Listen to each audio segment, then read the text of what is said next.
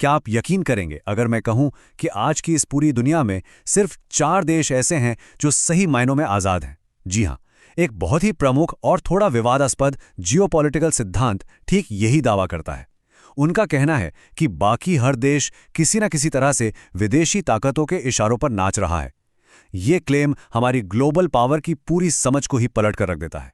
तो सच्ची राष्ट्रीय संप्रभुता यानी नेशनल सॉवरेनिटी के इस डीप डाइव विश्लेषण में आपका स्वागत है। आज हम उस थ्योरी के अंदर झांकेंगे जो ग्लोबल पावर डायनामिक्स को एक बिल्कुल नए नजरिए से देखती है।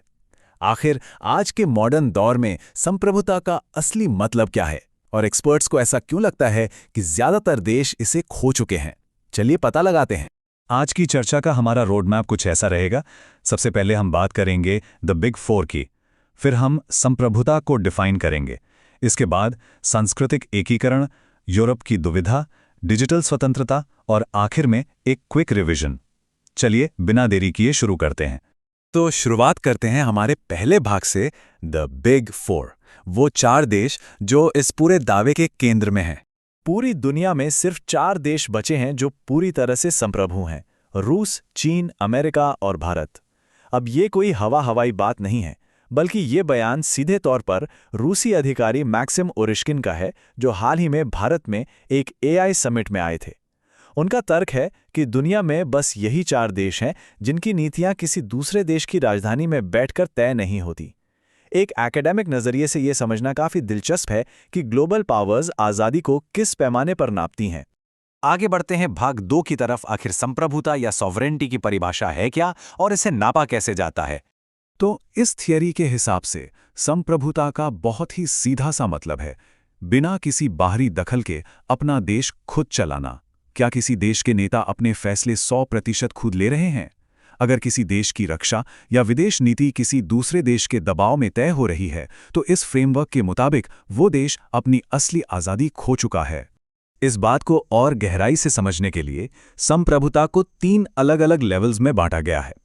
पहला राज्य की संप्रभुता, दूसरा सामाजिक संप्रभुता और तीसरा सामाजिक आर्थिक संप्रभुता। पूरी तरह से आज़ाद कहलाने के लिए किसी भी देश को इन तीनों टेस्ट्स को पास करना होता है। सबसे पहले बात करते हैं राज्य संप्रभुता की। मतलब, क्या सरकार खुद में आज़ाद है? इतिहास गवाह है कि कई देशों ने बाहरी दबावों में आकर अपनी ये आज़ादी खो दी।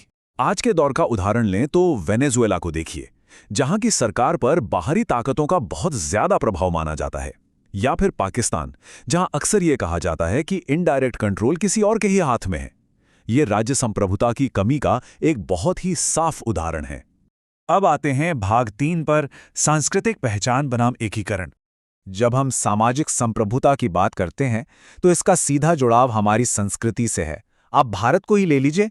इतने भारी पश्चिमी प्रभाव के बावजूद भारत ने अपना सिनेमा, अपना संगीत, अपना खाना, मतलब अपनी एक बहुत ही स्ट्रॉन्ग कल्चरल आइडेंटिटी बचा के रखी है।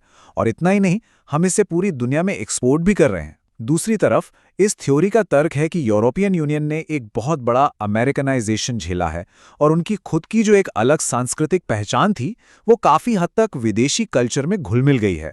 चलिए अब भाग 4 की ओर मुड़ते हैं, यूरोप की निर्भरता की दुविधा।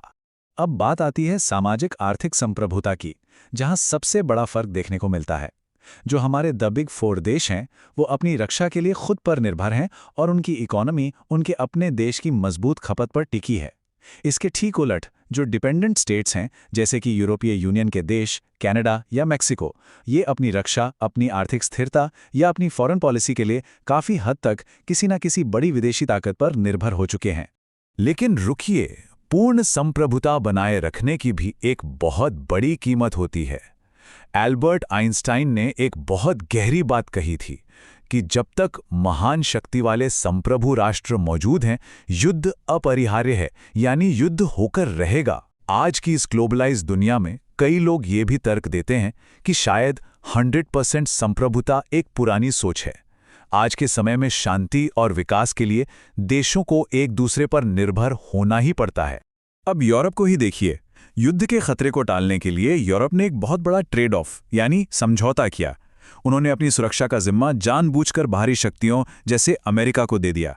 बदले में क्या मिला? दशकों तक शानदार सोशल वेलफेयर, मुफ्त शिक्षा और लंबी उम्र। लेकिन आज इसका एक बहुत बड़ा रिस्क भी सामने आ रहा है। उनकी अर्थव्यवस्था थोड़ी नाजुक स्थिति में है और सैन्य तैयारी के नाम पर वो लगभग जीरो पर हैं। ये अपने आप में एक बहुत ही बड़ा जियोपॉलिटिकल दांव था। अब चलते हैं भाग 5 पर, डिजिटल स्पेस और डेटा, आज की आज़ादी का सबसे नया और शायद सबसे क्रिटिकल मैदान। देखिए, आज के वक्त में सिर्फ अपनी बॉर्डर पर सेना खड़ी कर देना काफ़ी नहीं है।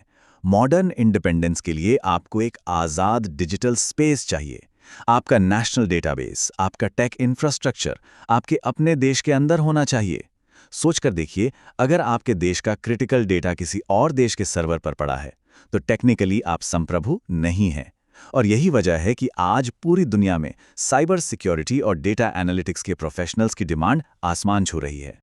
और अब हम आ गए हैं अपने आखिरी भाग पर, संप्रभुता का एक क्विक रिवीजन सारांश। चलिए, तीनों लेवल्स को एक साथ रखकर देखते हैं। राज्य के स्तर पर अपना शासन खुद चलाना जरूरी है, जिसे द बिग 4 बहुत अच्छे से कर रहे हैं। सामाजिक स्तर पर अपनी संस्कृति को बचाना अहम है, जहां कुछ देश बहुत मजबूत हैं जबकि बाकी अमेरिकनाइजेशन का शिकार हो रहे हैं। और आर्थिक स्तर पर आपको अपनी रक्षा और अपने डेटा का कंट्रोल खुद चाहिए। ये पूरा फ्रेमवर्क हमें एकदम साफ साफ बताता है कि क्यों आज दुनिया में बस गिने चुने देश ही पूरी तरह से आज़ाद माने जाते हैं। तो इस पूरे विश्लेषण के बाद मैं आपको एक सवाल के साथ छोड़ना चाहता हूं।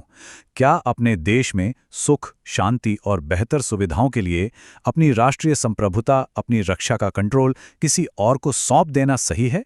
या फिर एक पूरी तरह से स्वतंत्र देश बने रहने के लिए लंबी रेस के जोखिम और संघर्ष उठाना ही असली रास्ता है? इस पर सोचिएगा जरूर। आज की इस चर्चा में मेरे साथ जुड़ने के लिए आपका बहुत बहुत शुक्रिया।